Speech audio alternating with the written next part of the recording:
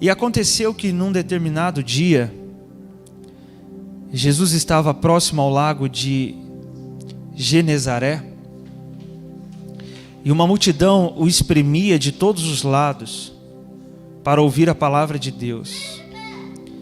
Ele observou junto à beira do lago 2 barcos deixados ali pelos pescadores, que, havendo desembarcado, cuidavam de lavar suas redes. Então entrou num dos barcos, o que pertencia a Simão, e lhe solicitou que o afastasse um pouco da praia, e assentando-se do barco ensinava ao povo. Assim que acabou de ministrar, dirigiu-se a Simão e aos demais e lhes pediu: ide para onde as águas são mais profundas e lançai as vossas redes para a pesca. Ao que lhe replicou Simão: mestre, tendo trabalhado durante a noite toda, não pegamos nada. Todavia, confiando em tua palavra, lançarei as redes. Assim procederam e pegaram enorme quantidade de peixes, tanto que as redes começaram a se romper. Por esse motivo, acenaram aos seus amigos no outro barco para que viessem ajudá-los. Eles chegaram e lotaram ambos os barcos, a ponto de começarem a afundar. Diante de tamanho evento, Simão se prostrou aos pés de Jesus e declarou: afasta-te de mim, Senhor, pois sou homem pecador. Porquanto ele e seus companheiros estavam maravilhados com a pesca que haviam realizado, assim como Tiago e João, os filhos de Zebedeu, que eram sócios de Simão. Todavia, Jesus revela a Simão: não tenhas medo. A partir desse momento, tu serás um pescador de vidas humanas. Então, eles arrastaram seus barcos para a praia, renunciaram a todas as coisas e seguiram Jesus. Vamos ler de novo o versículo 11. Então, eles arrastaram seus barcos para a praia, renunciaram todas as coisas e seguiram a Jesus. Observa que seguir a Jesus sempre vai requerer de nós alguma renúncia. Eu não diria nem alguma renúncia, porque o texto diz que eles renunciaram todas as coisas. Quantas coisas eles tiveram que renunciar, abrir mão, coisas que eles tiveram que deixar de lado, e deixar de lado, perder, para poder ganhar a vida que Yeshua tinha proposto para eles. Aquele princípio que Jesus estabelece: se alguém deseja ganhar a sua vida, perdê-la-á, mas aquele que perder a sua vida por minha causa, acha-la. E essa disposição de seguir a Yeshua requereu, foi exigido da parte deles que todas as coisas fossem renunciadas. Dentre elas, aqueles peixes que Jesus abençoou eles. Dentre as coisas que eles tiveram que renunciar, estava um milagre que eles haviam recebido. Interessante eles terem que ter renunciado a algo que Jesus havia acabado de ter lhes dado. Por isso, por mais bênçãos que Deus possa conceder a você, elas nunca devem tornar-se o objetivo da nossa fé, porque por mais maravilhosa que tivesse sido aquela pesca, também foi maravilhoso o fato deles terem tido a disposição de renunciá-la. Isso já nos mostra que o objetivo desse milagre é maior do que o próprio milagre.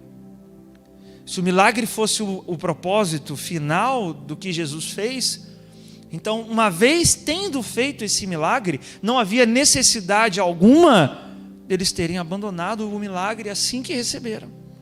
Então, vou repetir isso. Se a finalidade fosse o milagre, Jesus não teria exigido que eles o renunciassem. Aí fica a pergunta: por que então o milagre? Por que então Jesus dá aquilo que depois eles tinham que renunciar? Porque havia um propósito maior do que o próprio milagre através desse ato que Jesus fez. E eu quero destrinchar isso com você. A princípio, observando uma ordem que nós vamos encontrar não só aqui, um relato dessa pesca feita por Jesus, né, desse milagre da pesca feito por Jesus, mas em outros lugares também. A ordem que Jesus tem antes de fazer um milagre. Observa que começa o texto dizendo, no versículo 2, e observou junto à beira do lago 2 barcos, deixado ali pelos pescadores que, havendo desembarcado, cuidavam de lavar suas redes. Não diz que haviam peixes ali perto do barco, diz que só haviam o barco e as redes. Era óbvio, pela não só evidência dos barcos que estavam vazios de peixe, mas pela própria capacidade de Jesus em conhecer e discernir todas as coisas, que os discípulos, os que até então não eram discípulos, mas que os donos daqueles barcos precisavam de peixe. Amém? Ou seja, eles necessitavam de uma provisão. E o fato de Pedro não ter pedido, presta atenção nisso, Pedro não vai pedir para Jesus abençoá-lo com uma pesca maravilhosa. Ele não vai pedir isso. Vai partir de Jesus a ordem de lançarem a rede de novo, de irem para as águas mais fundas e tentarem mais uma vez. Pedro não pediu isso. Na verdade, Pedro se mostra até um pouco relutante, porque ele diz: olha, Senhor, eu fiz isso a noite toda. Então não havia mais expectativa em Pedro, mas havia um propósito em Cristo. Amém? Então veja que o propósito está acima das nossas expectativas. Deus trabalha dentro do que você espera que Ele faça. Sim, é necessário que você tenha esperança naquilo que Deus vai fazer. Mas frequentemente, Deus não só faz aquilo que esperamos, Ele tem planejado algo maior do que nós podemos imaginar. Ele não imaginava que aquilo fosse acontecer porque Ele não pede. Se Ele não pede e ainda assim Jesus faz, é porque Jesus já sabia que Ele precisava. Embora sabendo que Ele precisasse, nós observamos uma ordem interessante nos feitos de Jesus. Porque no versículo 3, diz que ele entrou num dos barcos, o que pertencia a Simão, e lhe solicitou que o afastasse um pouco da praia.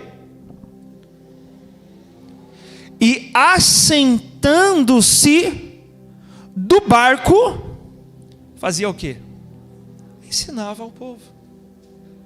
Então imagine ali Pedro já cansado, de muitas tentativas frustradas, e aí vem ainda alguém que ele não reconhecia como Senhor, um mestre, talvez, né, um pouco inconveniente, porque, o senhor não percebeu que eu já estou aqui cansado, estava indo embora, já deu o meu horário, e aí o Senhor entra no meu barco e pede para eu ficar aqui. E aí vem essa sensação de que, poxa, Ele está aqui no meu barco, mas o meu barco continua vazio de peixe. Por que Jesus já não foi de início, de imediato, atender a necessidade de Pedro? Isso aqui estava sendo uma prova, a princípio, para Pedro.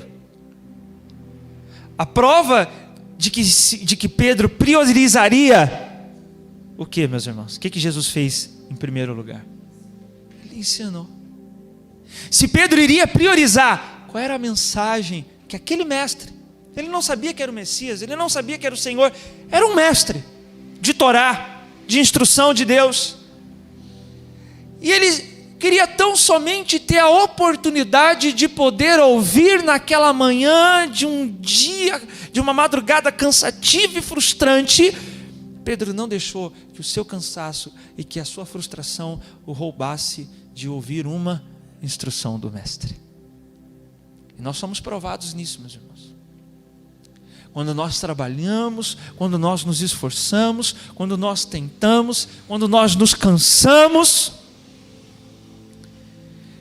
e estando cansados, nos vem o convite de ouvir uma instrução de Deus, de ir à igreja ouvir uma palavra do Senhor, e a gente, diferente de Pedro, não priorizamos a instrução. Pedro tinha motivos. Senhor, desculpa, mas eu estou cansado, tá? Nós não vemos nenhuma objeção da parte de Pedro. Nós não vemos nenhum pedido de Pedro com respeito à provisão que ele precisava. Nós só vemos um homem obediente a um mestre que queria ensinar e um homem disposto a aprender. E por Pedro ter priorizado a instrução que Jesus tinha para aquela manhã, ele se colocou no lugar de receber uma provisão de Deus também. Ou seja, antes da provisão, vem a instrução de Deus. A provisão de Deus está na sua instrução. O Senhor levou Israel para o deserto, e diz o texto de Deuteronômio, que eles sentiram fome no deserto. Eles foram a um lugar onde não havia como proverem a si mesmos. E eles foram levados ao deserto para que ali no deserto eles aprendessem a priorizar não a provisão, mas priorizar a instrução. Porque embora não houvesse de onde tirar a provisão, eles só podiam contar com uma coisa: a instrução de Deus. Deus vai instruir a gente. E na instrução de Deus veio a provisão do Senhor para aquela geração no deserto. Mais de 3 milhões de pessoas, de acordo com a contagem de homens que saíram do Egito. Não havia provisão, humanamente falando, mas havia uma instrução de Deus. E pelo povo ter seguido a instrução de Deus, veio a provisão do Senhor.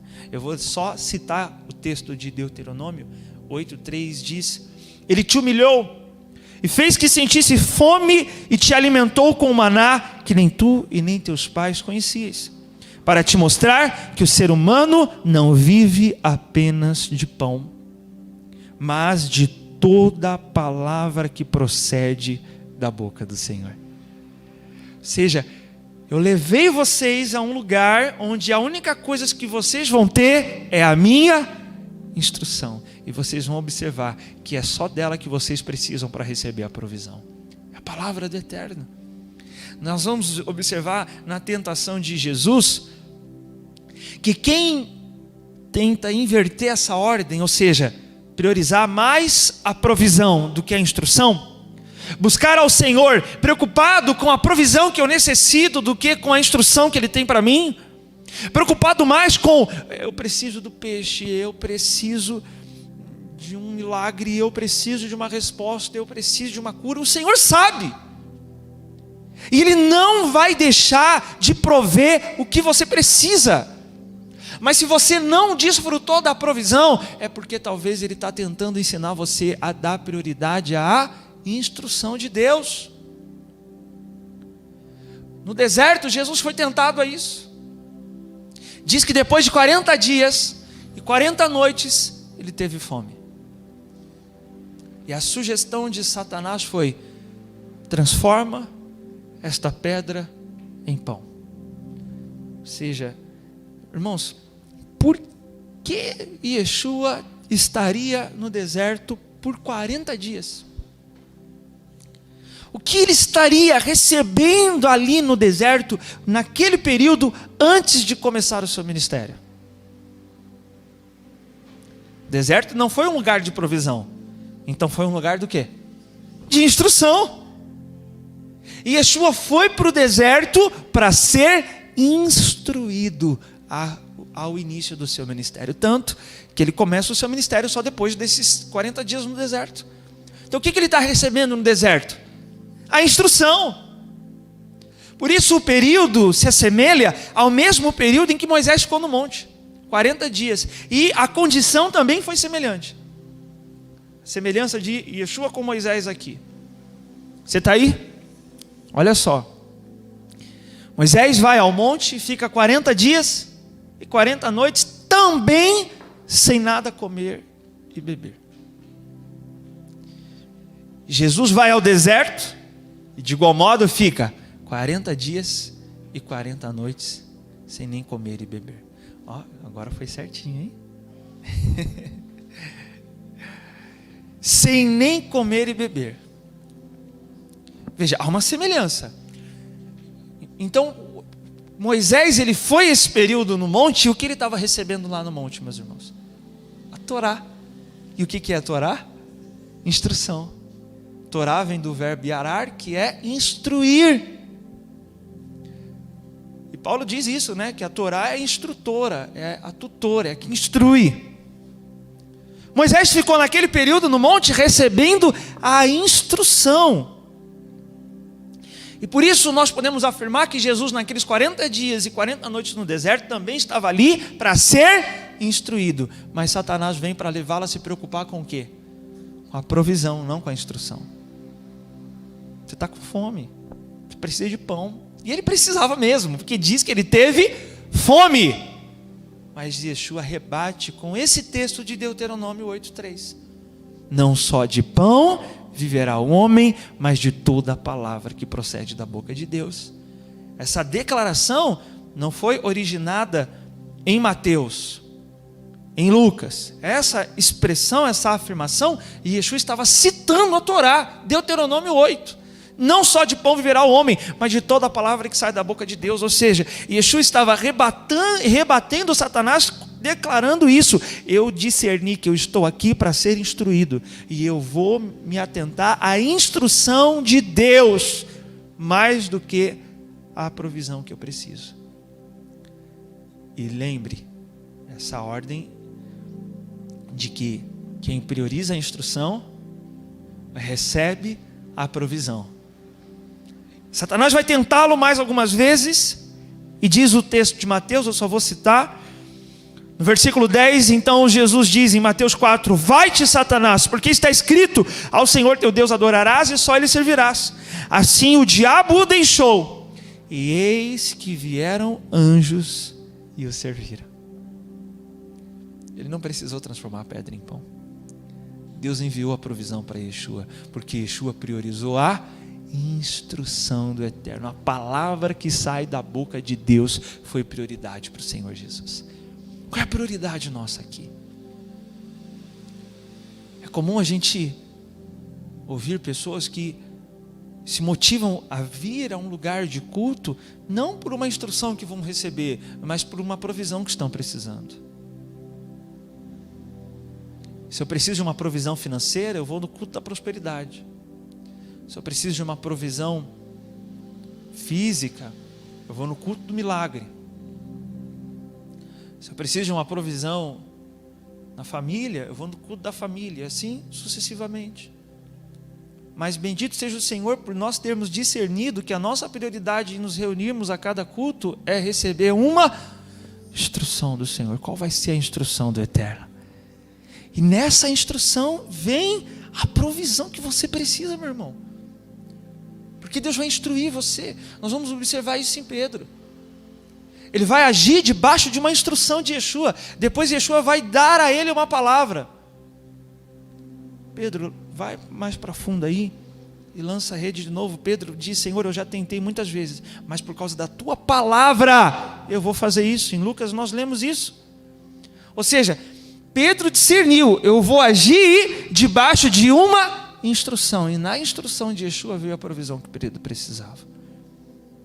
Veja um outro texto onde nós encontramos de novo essa ordem, em Marcos capítulo, foi 6 que eu falei? Eu sei que eu não pedi para você marcar, Marcos 6, vá para lá.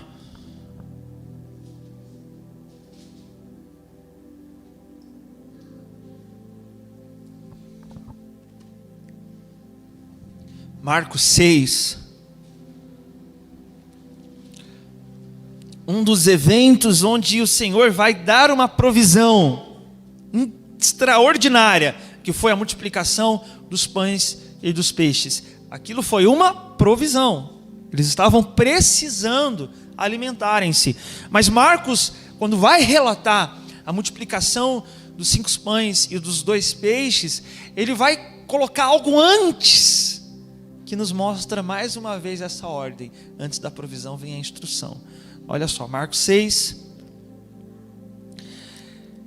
no versículo 33. Entretanto, muitos dos que os viram retirar-se, tendo-os reconhecido, saíram correndo a pé de todas as cidades e chegaram lá antes deles. Quando Jesus desceu do barco e observou aquele enorme ajuntamento de pessoas, sentiu compaixão por elas, porquanto eram como ovelhas sem... Ou seja, Yeshua viu que tinha uma necessidade do que, meus irmãos? De instruir aquele povo. E aí olha só, e sem demora passou a ministrar-lhes muitas orientações.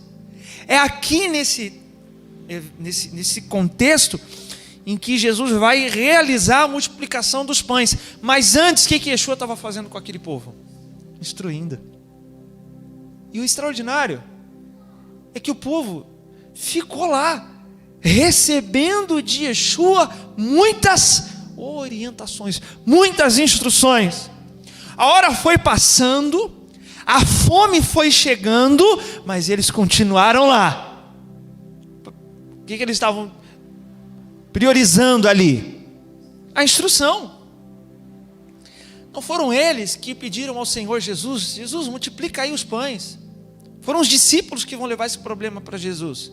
Mas a multidão, até então, estava apenas sendo instruída. E para uma multidão que priorizou a instrução, Jesus vai realizar uma provisão extraordinária. Se você ler comigo, continuando o texto, com o passar das horas, o final da tarde estava chegando, e por isso os discípulos se aproximaram de Jesus e avisaram: esse lugar é deserto, e a hora já muito avançada. Você percebe mais uma semelhança? Yeshua no deserto, em Mateus 4, estava ali para receber uma instrução.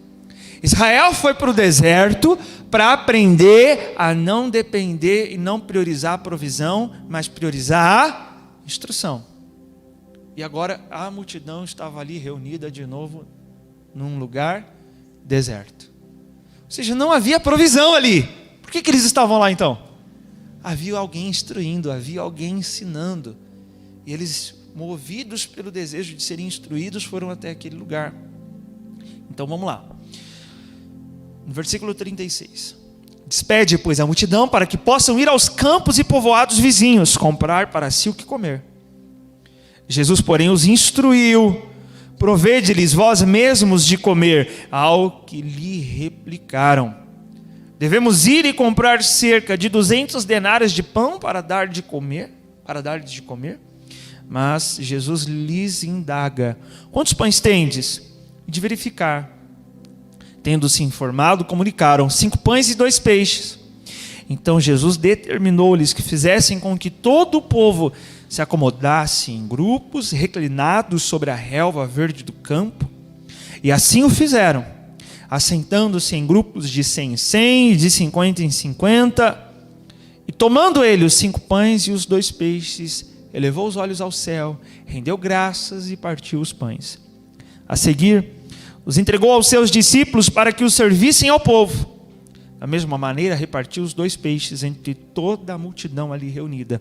Todas as pessoas comeram à vontade e ficaram satisfeitas.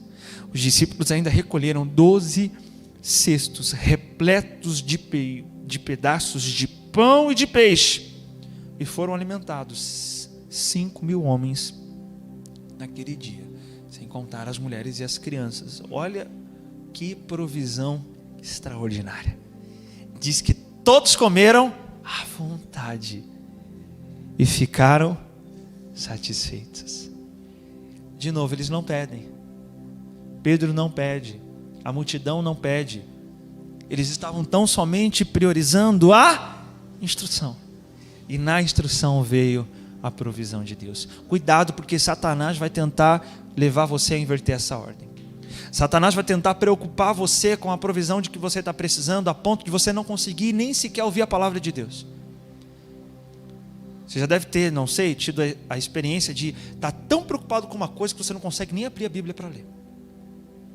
Você está tão problema que surgiu que você não consegue nem prestar atenção direito na palavra. O que é isso? É uma tentação de nos levar a ficarmos mais preocupados com a provisão que estamos precisando do que com a instrução que Deus tem para nos dar naquela situação.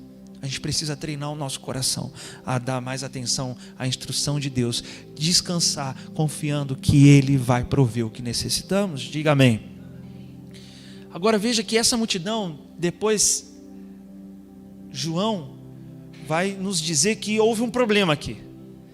Essa multidão que a princípio foi a Jesus, porque queriam ser instruídas, depois de terem recebido a provisão, elas caíram nessa tentação.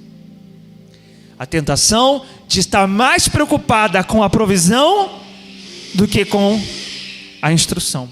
João 6 vai relatar o mesmo evento, mas ele vai dizer que Jesus faz a multiplicação, depois ele vai para um outro lugar, aquelas pessoas descobrem para onde ele foi.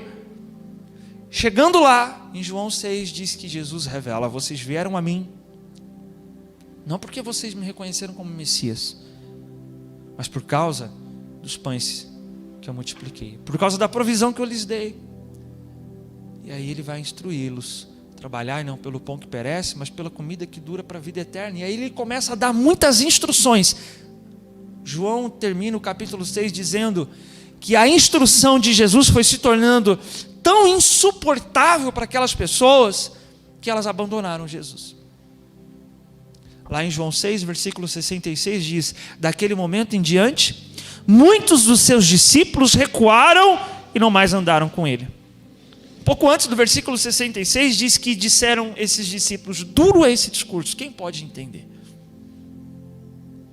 Ou seja, eles deixaram de priorizar a instrução de Yeshua. E esses que foram a ele movidos mais pelo interesse na provisão, abandonaram Jesus. Por outro lado, o João nos diz que aqueles que permaneceram com Jesus é porque reconheceram que só em Jesus havia a instrução que eles precisavam. Ele vai se voltar para os 12 e dizer, interpelou aos 12: vós também desejais ir embora? E aonde Pedro faz aquela declaração, Pedro respondeu a ele: Senhor, para quem iremos, se só tu tens as palavras da vida eterna? Ou seja, Senhor, nós experimentamos da sua provisão. Eu vi os peixes que o Senhor multiplicou, eu vi os pães que o Senhor multiplicou, a pesca que o Senhor me deu lá atrás. Eu sei que o Senhor tem provisão, mas fica tranquilo, nós estamos te seguindo por causa da sua instrução. Nós estamos te seguindo por causa da sua palavra. E esses que seguiram Jesus, desejando a sua instrução, foram aqueles que permaneceram com ele. Você percebe então que aqueles que são movidos a seguirem Jesus, apenas preocupados com a provisão que precisam, quando lhes faltar a provisão, eles vão deixar de seguir Jesus. Mas nós precisamos ter o cuidado de guardar o nosso coração movido pelo desejo de receber do Senhor a instrução da sua palavra. Voltando lá em Lucas, nós vamos observar alguns outros propósitos dessa pesca.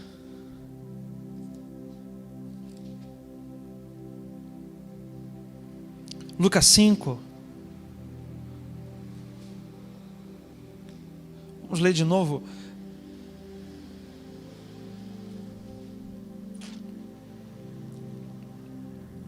Olha só, Jesus a todo tempo aqui ele está instruindo, amém? Veja, vamos ler de novo o versículo 5. Ao que lhe replicou Simão: mestre, tendo trabalhado durante a noite toda, não pegamos nada. Todavia, confiando na sua palavra, lançarei as redes. Assim procederam e pegaram enorme quantidade de peixes, tanto que as redes começaram a se romper. Por esse motivo, Acenaram aos seus amigos no outro barco para que viessem ajudá-los. Eles chegaram e lotaram ambos os barcos, a ponto de começarem a afundar. Você percebe então a instrução que Yeshua está dando através daquela quantidade extraordinária de peixes que ele abençoa Pedro. A primeira instrução foi educar o coração de Pedro na generosidade, porque Jesus deu a Pedro mais do que o seu barco podia aguentar. E se Pedro preocupasse em reter para si, ele afundaria com aqueles peixes e perderia aquilo que Deus lhe deu. Mas ele entendeu a instrução de Yeshua: se ele me deu mais do que o meu barco aguenta, então é porque tem peixe aqui para o outro barco. E assim nós devemos ser instruídos, amém, meus irmãos?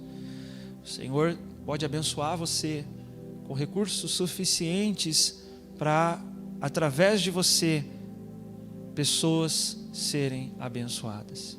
Isso não diz respeito apenas a questões financeiras. Tem entendimentos na palavra que Deus me dá que não é para mim, não. Eu tenho certeza, meus irmãos, que se eu me trancasse no meu quarto, estudando a Bíblia só para mim, Deus não me daria as revelações que Ele tem me dado na sua palavra. Eu peço porque eu não peço para mim. Eu peço para que eu esteja em condições de transmitir para outros que estão precisando. E você pode ser resposta de Deus para outros em qualquer situação. Seja numa instrução que Deus dá através de você para outra pessoa, seja num amor que Deus manifesta através de você em outra pessoa, seja numa ajuda que você faz a outra pessoa. Você pode ser resposta de Deus na vida de outra pessoa, diga amém.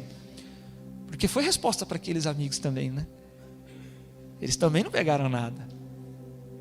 O barco de Pedro foi resposta para outros. Aí vem a notícia de Pedro, né?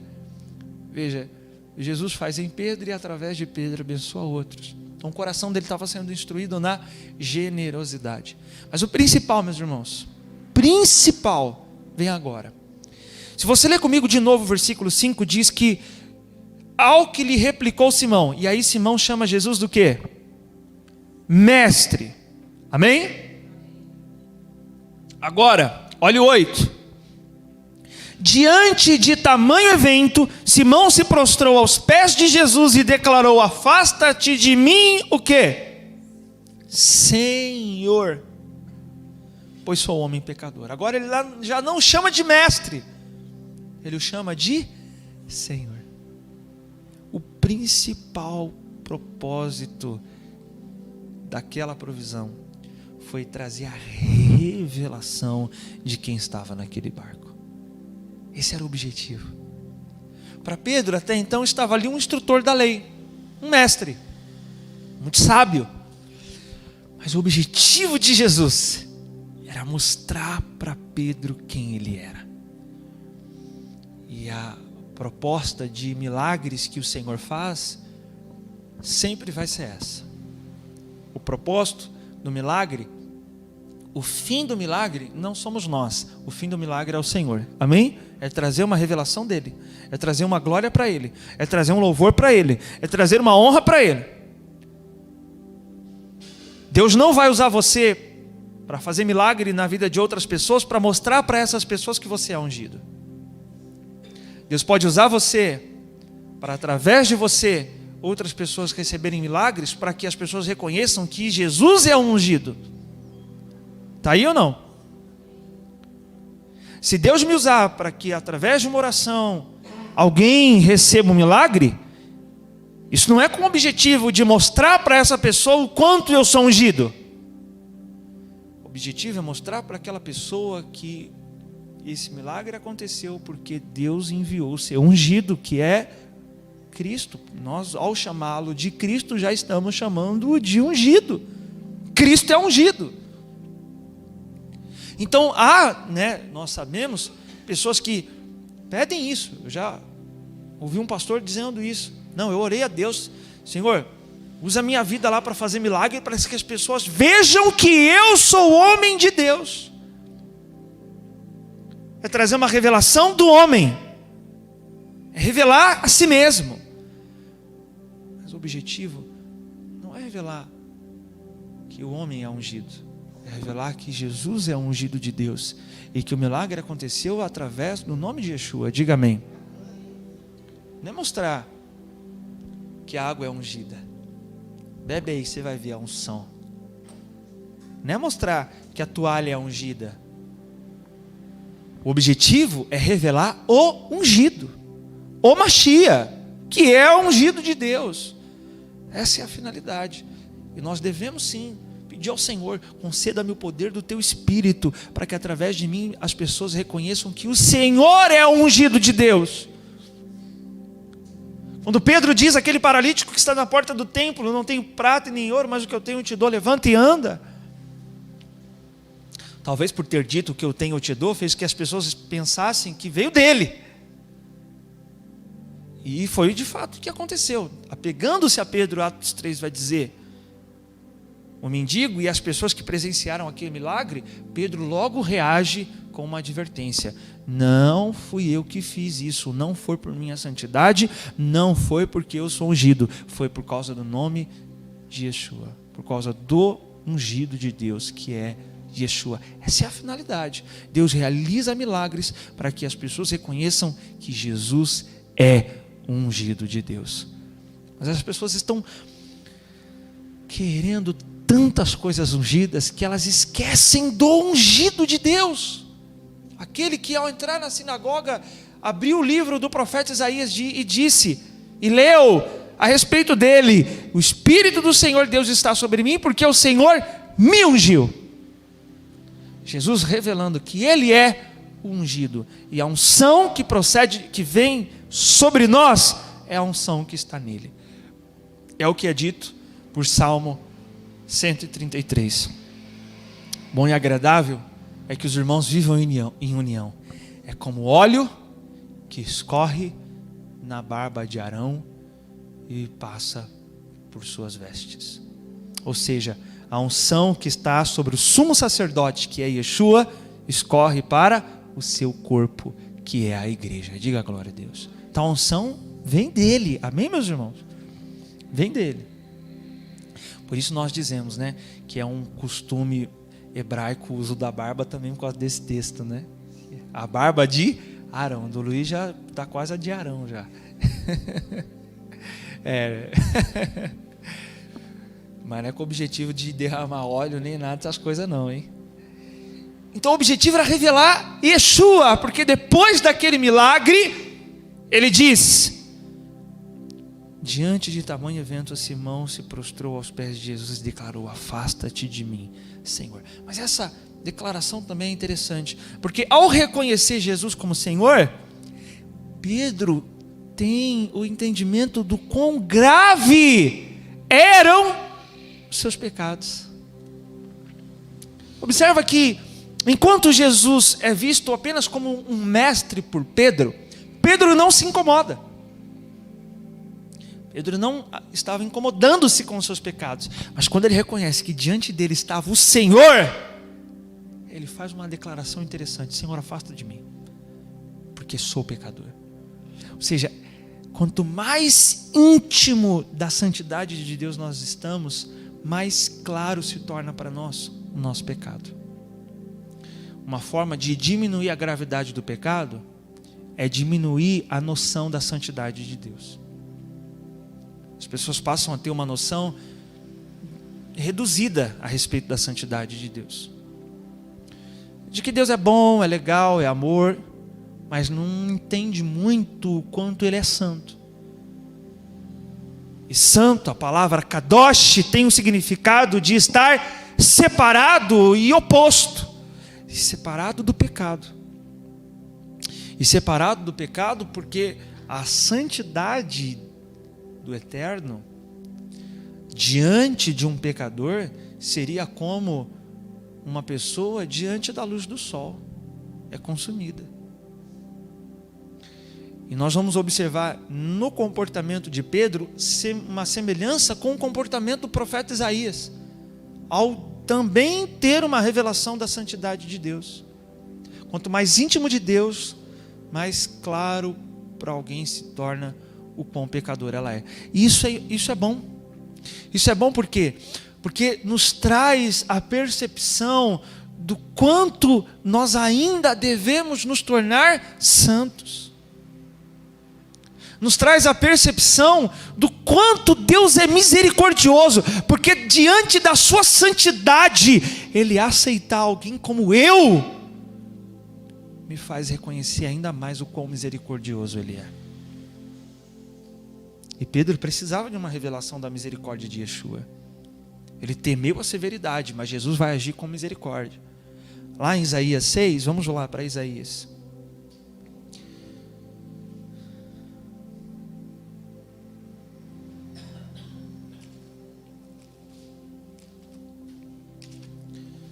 O objetivo então, meus irmãos, é trazer uma revelação mais íntima a respeito de quem é Yeshua. E por essa razão também, antes de lermos Isaías 6, por essa razão, olha que incrível, para a multidão, Jesus se dirigia, enquanto ele estava ali perto da praia. Diz que de início ele afastou o barco um pouco distante da praia, mas não distante o suficiente das pessoas deixarem de ouvi-lo. Então estava um pouco longe. Mas depois de ensinar as multidões, Jesus vai dizer para Simão: Simão, leva o barco para águas mais profundas. Já pegou ou não? Leva o barco para águas mais profundas. Ah, peguei, pastor, que é lá onde tinha peixe. Você acha que Jesus precisava disso? Pedro já tinha ido para águas mais profundas a noite inteira achar peixe e não achou. Era outra coisa. Que coisa era essa? Ele queria se revelar para Pedro de uma forma que ele não se revelou para a multidão. Porque em águas mais profundas a multidão não o veria mais. Pedro veria. Só quem estava ali. Então tem revelações que Deus vai dar a você num ambiente de intimidade com Ele. Longe das vistas dos outros. Quando ninguém vê. Quando ninguém olha. Quando ninguém vai aplaudir. Quando você está em oração só porque você quer estar em intimidade com Deus. Quando você está meditando na palavra só porque você quer conhecer mais de Deus.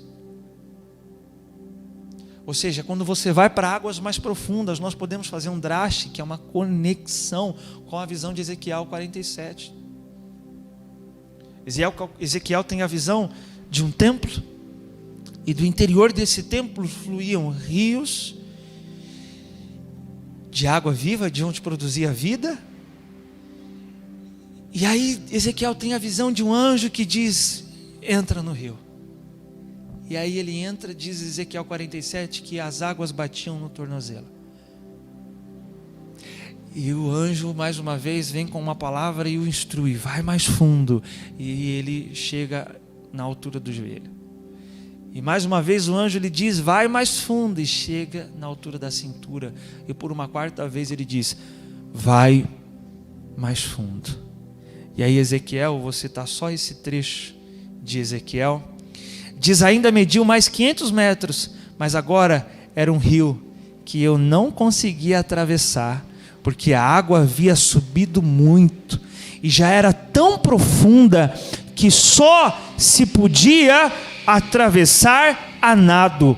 Era um rio que não se podia vencer apenas caminhando. Então quer dizer que até chegar a águas mais profundas, Ezequiel ainda estava podendo caminhar com as próprias pernas, conduzir a si mesmo. Mas ele chega num nível de profundidade onde não era mais ele quem conduzia os seus passos, era o rio quem iria levá-lo. Ou seja, um nível de intimidade onde você já não governa mais, mas Yeshua governa você. Onde você não vive mais, mas Yeshua vive através de você, diga amém. E por isso Yeshua diz: Pedro, vai para águas mais profundas. Eu tenho algo para revelar para você lá. E não são os peixes. Era quem estava com ele no barco. Jesus queria se revelar. E aqui nós vamos observar uma reação semelhante à de Pedro em Isaías 6. Vamos ler no primeiro versículo. No ano em que faleceu o rei Uzias, eu vi o Eterno sentado sobre um trono alto e exaltado. A aba do seu manto preenchia todo o templo. Em torno dele posicionavam-se serafins, cada um deles tinha 6 asas, com 2 cobriam o rosto, com 2 cobriam os pés e com 2 voavam. E ao mesmo tempo clamavam uns aos outros: Santo, Santo, Santo, Kadosh, Kadosh, Kadosh, Adonai Tsevaot. Santo, Santo, Santo é o Senhor dos exércitos. Eis que toda a terra está plena da glória do Senhor. Ao som das suas vozes, os batentes das portas tremeram e o templo ficou repleto de fumaça. Então bradei eu: ai de mim! Não tenho salvação, porquanto sou um homem de lábios impuros e vivo no meio de um povo de impuros lábios. E os meus olhos contemplaram o Rei, o Senhor dos exércitos. Observe então que, semelhante a Pedro, ao aproximar-se da santidade do Senhor, ele tem um impacto do quão pecador ele é. Portanto, quando uma pessoa não entende a gravidade do seu pecado, isso é um sinal de que ela está distante da santidade de Deus. E, inclusive, Jesus nos ensina isso no livro de João 3. João 3, Jesus vai dizer que a luz veio ao mundo, mas os homens amaram mais as trevas do que a luz, porque as suas obras eram más. Pois todo aquele que pratica o mal odeia a luz e não se aproxima da luz, temendo que as suas obras sejam expostas. Os homens amaram mais as trevas porque a primeira coisa que a luz vai nos mostrar é o quão pecadores nós somos. Por isso, Davi diz: a sua lei é luz, é lâmpada, ou seja, ela aponta o meu erro. Paulo diz: eu não sabia que cobiçava, até que ouvi a lei proibindo a cobiça. Ou seja, a lei de Deus lançou luz no pecado de Paulo e ele pôde reconhecer a sua própria cobiça. Mesmo com respeito à santidade de Deus que é manifestada na sua Torá, quanto mais próximo dele estamos, mais clara as nossas obras se tornam. E há quem pense isso, né? Eu não vou para a igreja, não é porque não gosto do pastor, não é porque o culto demora, não é porque não entende. A maioria das vezes é tudo desculpa. É porque não quer que as suas obras sejam expostas. É porque sabe que se ela de fato se comprometer, ela vai ter que mudar. Então inventa desculpa. E Jesus já revelou isso. Isso é porque as pessoas amaram mais as trevas. Mas quem pratica a verdade vem para a luz, para que se veja claramente que as suas obras são realizadas em Deus. Diga a glória a Deus. Então Isaías ele vai ter essa revelação do quão pecador ele era, tal como Pedro também teve. Mas olha a consequência: quando nós reconhecemos os nossos pecados, Deus age com misericórdia, cumprindo aquele princípio estabelecido na sua palavra, de que ele concede graça aos humildes, mas ele resiste aos soberbos. Quando alguém é humilde o suficiente, e a humildade é vista na capacidade que uma pessoa tem de reconhecer sua própria insignificância, amém? De reconhecer o seu próprio pecado, porque o orgulhoso não reconhece. Ele erra, mas ele não confessa que errou. E por isso, não confessando o seu erro, agindo com orgulho, Deus resiste. Deus age com severidade, mas ele concede graça aos humildes, aqueles que agem como Isaías disse: ai de mim que sou homem de lábios impuros, que agem como Pedro disse: afasta-se de mim, Senhor, porque sou homem pecador.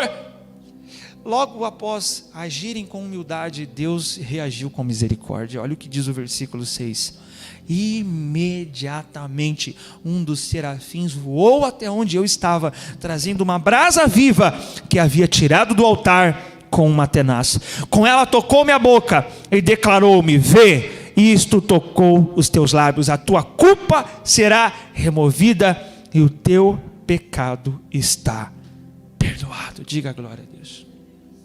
Deus reage com misericórdia para com aquele que age com humildade. Com Pedro a mesma coisa. Jesus disse: não tenhas medo, Pedro. Jesus não saiu do barco. Jesus disse: não tenhas medo, porque a partir desse momento tu serás um pescador de vidas humanas.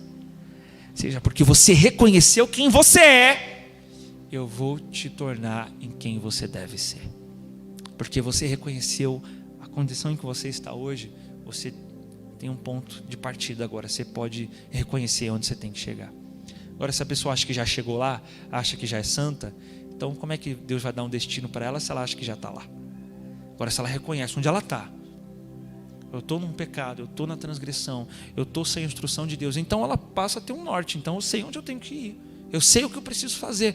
E foi o que Yeshua fez, ele deu a Pedro uma direção. Marcos, nesse chamado de Pedro, coloca três pontos aqui. Ele diz para Pedro: vinde a mim, eu vos tornarei pescadores, e eu vos tornarei pescadores de pessoas. Vinde a mim é o chamado, amém? O chamado não é vai primeiro, o chamado primeiro é qual? Vem a mim. Esse é o chamado que todos temos, ir a Yeshua. Aí vem o processo: e eu vos tornarei. É a mudança de quem nós somos. E o propósito: pescadores de homens, de vidas. Então Jesus coloca Pedro no propósito depois que ele reconhece a sua transgressão. Quero que você abra lá em João capítulo 21.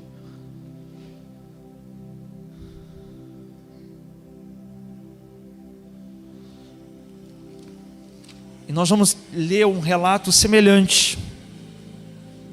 Por uma segunda vez, nós lemos em Lucas 5, que depois da pesca, eles renunciaram todas as coisas e seguiram Jesus. Mas olha o que acontece aqui em João 21. João 21. Algum tempo depois, Jesus apareceu de novo aos seus discípulos à margem do mar de Tiberíades. Simão Pedro, Tomé chamado Dídimo, Natanael, que era de Caná da Galileia, os filhos de Zebedeu e mais 2 dos seus discípulos estavam juntos. Simão Pedro disse-lhes: vou pescar. Até o momento, meus irmãos, nós não temos nos evangelhos Pedro tomando essa iniciativa. Porque até então eles estavam seguindo Jesus. Em Lucas 5 eles renunciam à pesca. E aqui ele volta para o lugar de onde Jesus o havia tirado. Olha só. E eles o encorajaram: nós vamos contigo também. Saíram e logo entraram no barco, mas naquela noite nada pegaram. Entretanto, ao clarear da manhã, percebe a semelhança? Lá em Lucas 5 ele está pescando a noite inteira, não pega nada, e ao clarear do dia, quem apareceu lá em Lucas 5? Jesus. Que de novo estão pescando, fica a noite inteira, não pegam nada, e Jesus de novo aparece pela manhã. Ele está, é como se relembrando Pedro daquilo que ele havia falado no começo. Jesus vai restaurar o propósito de Pedro. Diz então que ao clarear da manhã estava Jesus na praia, mas os discípulos não perceberam que era ele. E Jesus lhes perguntou: moços, tendes aí alguma coisa para comer? Olha que interessante, hein? Às vezes Jesus aparece para você, alguém pedindo alguma coisa para comer. Interessante, né? Tendes aí alguma coisa para comer? E eles lhe responderam: não. Então Jesus ordenou-os: lançai a rede ao lado direito do barco e encontrareis. Assim eles o fizeram, e logo não conseguiram recolher a rede por causa da abundância de peixes. Aqui começam agora algumas diferenças. Primeiro, que Jesus ordena o lado para o qual eles tinham que lançar, o lado direito. Em Lucas não temos esse detalhe. Lembra, não é a mesma pesca, é uma outra pesca. Lado direito. E aí pegaram grandes peixes. O 7. Diante disso, o discípulo a quem Jesus amava disse a Pedro: é o Senhor. Assim que Simão Pedro ouviu que era o Senhor, vestiu sua túnica, pois havia atirado e lançou ao mar.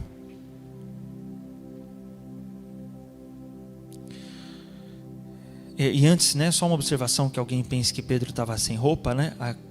A King James comenta isso aí. Se você ler, ó, no final do versículo 7, tem o número 3 lá, vestiu sua túnica, e aí lá embaixo tem o número 3 comentando esse versículo. Aí diz: Pedro havia tirado sua capa externa, uma espécie de casaco de linho, típico dos pescadores da região naquele tempo, usado por cima das vestes internas. Ufa, né? 8. Mas os outros discípulos vieram no pequeno barco, arrastando a rede com os peixes, pois não estavam longe da praia, senão uns 200 côvados. Então, assim que saltaram em terra, viram ali uma fogueira, peixes sobre as brasas e um pouco de pão. Jesus lhes pediu trazer alguns dos peixes que acabastes de pegar. Simão Pedro entrou no barco, arrastou a rede para a terra. Ela estava cheia. Outra diferença aí, a quantidade aqui nos é dada: 153 grandes peixes. E mesmo com tantos peixes, a rede não se rompeu. Nós vamos observar então que é ali, nesse cenário, que Jesus lembra a Pedro que agora ele deveria ser pescador de homens. Ao dizer: Pedro, tu me amas? E aí Jesus diz: então, apacenta os meus cordeiros. Então cuida de pessoas, foca no teu propósito. E que propósito era esse? Aqui nós temos alguns detalhes que nos podem ajudar a discernir. Os peixes foram tirados, né, evidentemente, das águas. Em Apocalipse, as águas, elas representam as nações. Lá em Apocalipse 17 diz: declarou-me o anjo, as águas que vistes são os povos, multidões, nações e línguas de toda a terra. São as nações. O número de peixes, 153, é interessante ele ter sido registrado, e na mentalidade hebraica isso já significa alguma coisa. Lembra que toda a palavra hebraica ela corresponde a um valor numérico. Então, quando uma frase tem um valor numérico, aquele valor passa a representar também uma frase ou uma palavra. Machia, se eu não me engano, é 358, o mesmo número que serpente. Ou seja, Jesus veio corrigir e restaurar o que a serpente fez, causou. Então há uma relação entre as duas coisas. Também a serpente de bronze, né? Assim como a serpente foi levantada, o Filho do Homem será levantado. E o número 153 no hebraico, ela é uma frase em hebraica que tem o mesmo valor, é Bnei Elohim, que é filhos de Deus. As somam o mesmo valor, 153. Então as águas são as nações. Os peixes representam filhos de Deus. Ou seja, o Senhor iria fazer das nações filhos para Deus. Isso é muito significativo, porque até então os únicos chamados assim era Israel. A respeito de Israel foi dito em Êxodo que ele era o filho do Altíssimo. Mas agora ele está dizendo: das nações, filhos para Deus seriam formados. Tanto que Pedro é o primeiro a pregar para os gentios. E isso porque Yeshua pede que os discípulos lançassem a rede para o lado direito. Isso não é só para fazer musiquinha, né? Isso também tem um significado. Lembra que o símbolo bíblico o lado direito, ele geralmente é usado para simbolizar a misericórdia do Senhor. As ovelhas que serão poupadas e receberão o reino de Jesus, que elas serão separadas do bodes e colocadas do lado direito. E os bodes que sofrerão juízo do lado esquerdo. Jesus, quando vai dizer da mão que age com generosidade, ele diz: o que a tua mão direita fizer, se referindo à generosidade, ele usa de novo o lado direito. É dito que Jesus está assentado do lado direito do Pai, ou seja, ele é a manifestação da misericórdia de Deus.